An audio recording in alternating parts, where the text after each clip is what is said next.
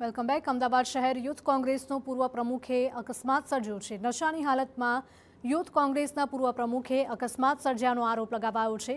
બેફામ કાર હંકારી એક્ટિવા ચાલકને અડફેટે લીધો। કાર પર એનએસયુઆઈનું સ્ટીકર અને કાળા કાચ લગાવેલા પણ જોવા મળ્યા હતા। અકસ્માત થતાં લોકોના ટોળેટોળા એકઠા થયા હતા।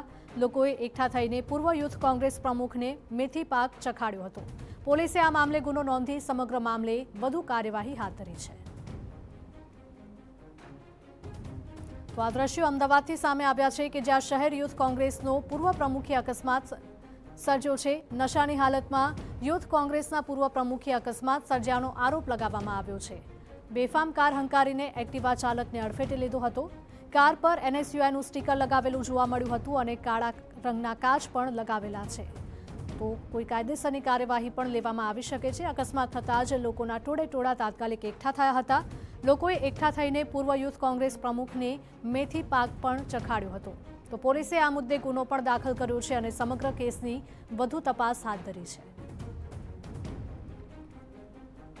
તો લોકોનો દાવો છે કે નશો કરીને આ અકસ્માત સર્જવામાં આવ્યો છે, પરંતુ પોલીસની પૂછપરછ બાદ હકીકત સામે આવી શકે છે। આપ દ્રશ્યોમાં જોઈ શકો છો કે કઈ રીતે આ વ્યક્તિને કારમાંથી બહાર કાઢીને લોકો દ્વારા એક બાદ એક થપ્પડો ઝીકવામાં આવી રહી છે અને માર મારવામાં આવ્યો હતો।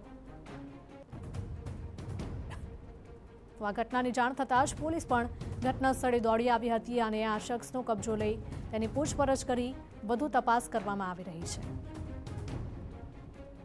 જોઈ શકાય છે કે આ વ્યક્તિ પૂરતો ભાનમાં પણ નથી અને નશાની હાલતમાં જ તે બેફામ ગાડી હંકાવી રહ્યો હતો અને તેણે અકસ્માત સર્જ્યો છે।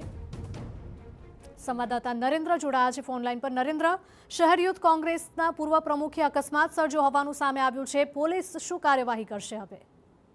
જી, અમદાવાદ શહેરના પૂર્વ પ્રમુખ રહ્યા છે આ વિસ્તારથી ગુજરાત છે, જેઓ ગઈકાલે મણિનગર પોલીસ સ્ટેશન પાસેથી નીકળી રહ્યા હતા અને તેઓ કાર ચલાવી રહ્યા હતા અને સંપૂર્ણ તેઓ નશાની હાલતમાં હતા અને એ સમયગાળા દરમિયાન એમના દ્વારા લગભગ 3 થી 4 અલગ અલગ વાહનોને ટક્કર મારવામાં આવી હતી અને ટક્કર મારવાના કારણે કેટલાક લોકો ઘાયલ પણ થયા હતા અને એ સમયગાળા દરમિયાન જ લોકોનું ટોળું ત્યાં એકત્રિત થઈ ગયું હતું અને જ્યારે આ કાર ચાલક બહાર કાઢ્યો ત્યારે તે સંપૂર્ણ નશાની હાલતમાં હતો અને નશાની હાલતમાં હોવાના કારણે લોકો દ્વારા એમને મેથી પાક પણ ચખાવવામાં આવ્યો હતો અને ત્યારબાદ એને પોલીસને હવાલે કરી દેવામાં આવ્યો હતો। જે વિભાગ જે ટ્રાફિકનો છે એમના દ્વારા હાલ એની અટકાયત કરીને કામગીરી તપાસ પણ કરવામાં આવી રહી છે। આ સિવાય જો વિશાલની વાત કરવામાં આવે તો વિશાલ અમદાવાદ શહેર યુથ કોંગ્રેસના પૂર્વ પ્રમુખ છે અને એ સિવાય હિંમતસિંહ પટેલ કે જેઓ પૂર્વ ધારાસભ્ય રહી ચૂક્યા છે એમનો ભાણો પણ થાય છે